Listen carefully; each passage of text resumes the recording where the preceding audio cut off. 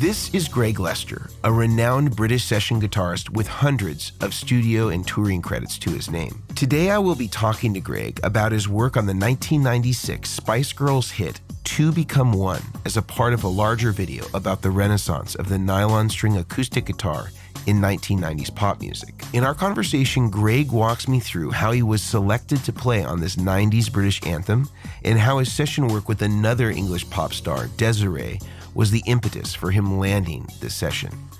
I bring you Greg Lester and the story of the song Two Become One.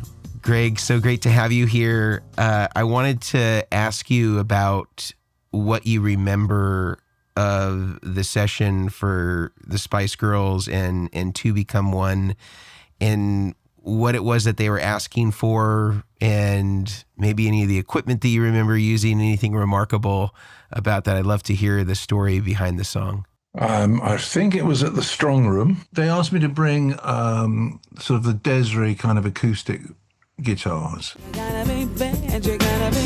The artist Desiree. Yeah. They wanted the guitars like that. So I brought a Chet Atkins, and I brought an Ovation Pinnacle, which is the only Ovation I had, but it did the job.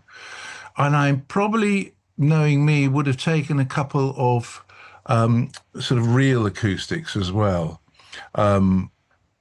So maybe a Hummingbird or something like that. I probably took a couple of electrics, or one electric as well, but no amps from memory. And I asked them, I asked them if they wanted a plug-in or a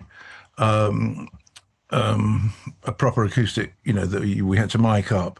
And they opted for the plug-in, and they opted for the Chet Atkins because they wanted nylon string. And were they just fans of Desiree? Like, her big hit was You Gotta Be, I think, at that time. So they just loved that music. And is that why they called you? Because they wanted to kind of conjure those sensibilities? I think it was earlier stages of Desiree. And I think it was around the scene and from some of the live work, I think. And I don't know. I think it was a combination of maybe Matt and Biff and Mel B. And was this all improvised, or was this written out for you as far as what the solo would be, or how would you describe that? Well, it was quite exciting after doing it.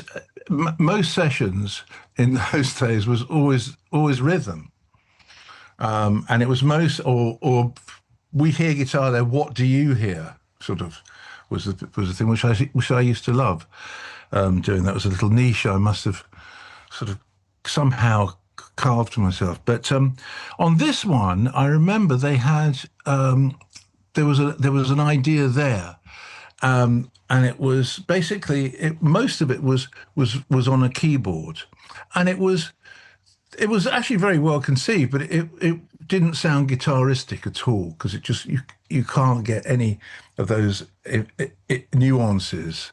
But it was I tried to make it as guitaristic as I could, and to try and make it mine in a very short amount of time.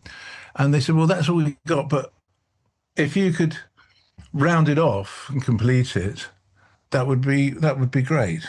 So were like the solos in particular, like you're doing some fills and stuff like that, was there something that resembled that, or was it kind of just like, here's what we have? No, they had the melody lines, da da da da da da,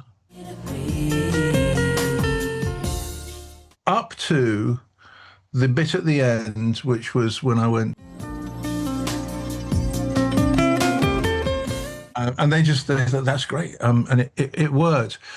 It was keeping it simple and trying to keep it breathing, and the space, and keeping the space there, and just. I was sort of marking time on that penultimate bit before I did, and the scale just came out, it just, but I knew it just needed to feel it, just make it not sound like someone else has come in and done something different on top, keep the vibe. The vibe was really good, Well, Greg, I'm wondering if we can get you set up with not your Chet Atkins, but something that you have available, and maybe you could play through some of that for us? Sure, with pleasure.